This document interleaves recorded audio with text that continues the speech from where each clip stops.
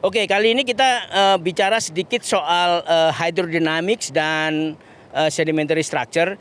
Di dalam ledge ini adalah ledge kedua dari sequence di Cipamingkis tadi itu, yang ada 3 ledge utama. Yang ledge pertama sequence boundary di bawahnya, ini ledge kedua yang coarsening upward, itu ledge ketiga yang di bagian atasnya ada beberapa sub ledge tadi itu. Nah, di sini di ledge kedua ini kita belajar soal hydrodynamic dan sedimentary structure. Nah, kalau kita lihat, kalau kita zoom lebih detail di sini, ini pada umumnya di sini tidak terdapat indikasi traksi yang signifikan selain adalah paralelism. Jadi paralel begini nih kelihatannya, ya. Kalau di zoom kelihatan ada paralelism, tapi jauh lebih banyak burrowing dan kerja binatang di paralelismnya di sini.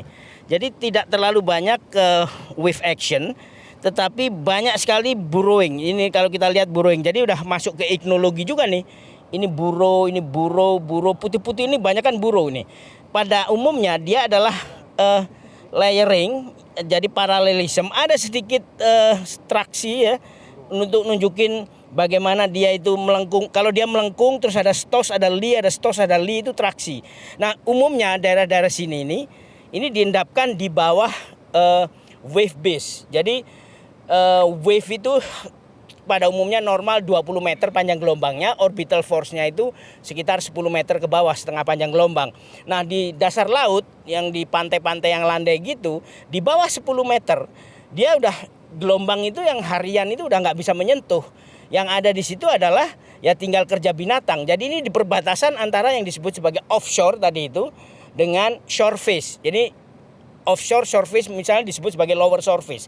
Kalau masih ada indikasi paralel dan traksi sedikit tapi banyak binatangnya seperti ini, itu biasanya disebut sebagai lower shore face. Lower shore face. Nah, kalau sudah di offshore beneran, udah nggak ada wave action, itu isinya cuma binatang-binatang aja. Jadi binatang yang bekerja di situ yang makin lama makin jarang gitu.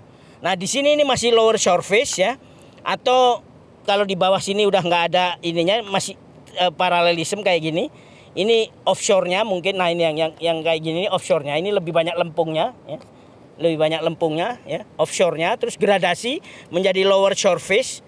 Kalau kita lihat ini ada tekukan-tekukan sedikit ya. Tapi kebanyakan putih-putih ini adalah burrowing. Setelah itu baru ke atasnya kita mulai lihat di sini. Mulai lihat lengkungan-lengkungan ini. Ya. Ini nih.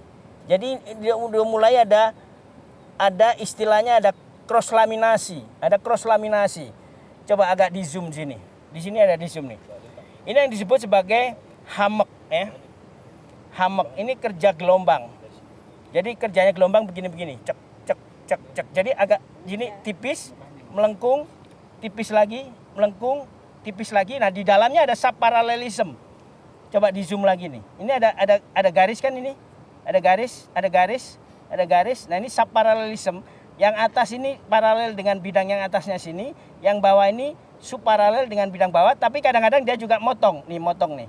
Nah, kayak gini nih artinya traksi dari gelombang yang bergerak begini. Nah, ini berarti sudah masuk ke mungkin middle surface ya. Middle surface di mana gelombang udah mulai menyentuh bawah. Kedalaman berapa? 10, 7 meteran lah kalau di normal wave gitu ya. Nah, gimana kalau bisa nggak itu wave itu ada di bawah, di bagian bawahnya lagi di 10, 20, 30, 40 meter, 50 meter di middle shaft?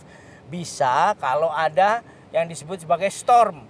Storm itu kan gelombangnya lebih dari normal gelombang yang 20 meter harian itu ya, panjang gelombangnya bisa jadi 50, 100 meter dan namanya juga badai.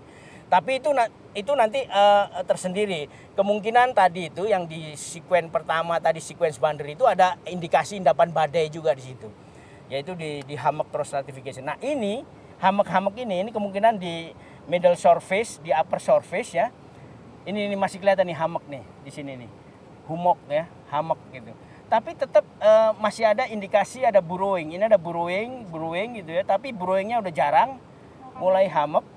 Nah, kemudian naik ke atas nih. Hammocknya segini nih sekarang. Ini udah upper surface nih. Nih. Kelihatan kan bentuknya, geometrinya ini tipis, tebal segini ya. Menipis lagi ke sana. Terus kalau kita potong ini sebenarnya terdiri dari garis-garis nih. Ini garis-garis nih. Ini garis-garis nih. Jadi kayak apa ya istilahnya ya lensa begini. Terus menipis gitu ya. Ini juga nih di bagian ini masih bagian bawahnya nih. Ini bagian yang middle surface tadi itu. Tapi di atasnya ini udah upper surface ya. Tapi belum sampai ke foreshore. Kalau ke foreshore udah lebih kasar lagi.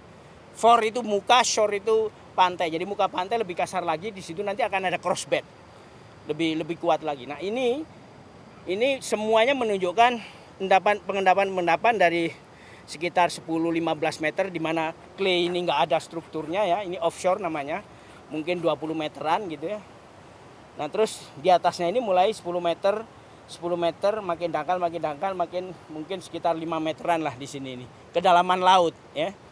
Dan ini menunjukkan gabungan antara traksi tadi itu. Jadi bagaimana sedimen di transport di sediment water interface melalui rolling, saltation, creeping kayak gitu, tapi energinya rendah sekali sampai ke energi yang menengah tinggi di sini. Tapi belum sampai ke pinggir pantai, belum sampai ke pinggir pantai. Ini masih dalam ini. Habis itu di sana mulai dalam lagi, mulai masuk lagi ke offshore lagi, mungkin lebih dalam lagi. Jadi apa yang terjadi di satu titik ini? Dia apakah dia naik turun gitu? Ininya tanahnya enggak. Air lautnya sebenarnya yang naik turun itu. Air lautnya yang naik turun, tanahnya sih tetap aja. Air lautnya naik turun. Ini butuh waktu ini ngendapin ini mungkin sekitar 5.000 tahun atau 1.000 tahun kayak gitu, baru di atasnya lagi kayak gitu. Ada yang enggak terendapkan dan kemudian pindah lagi pengendapannya di sini dan sebagainya. Jadi ini untuk membayangkan tadi itu hidrodinamik dan proses penumpukan sedimen di laut.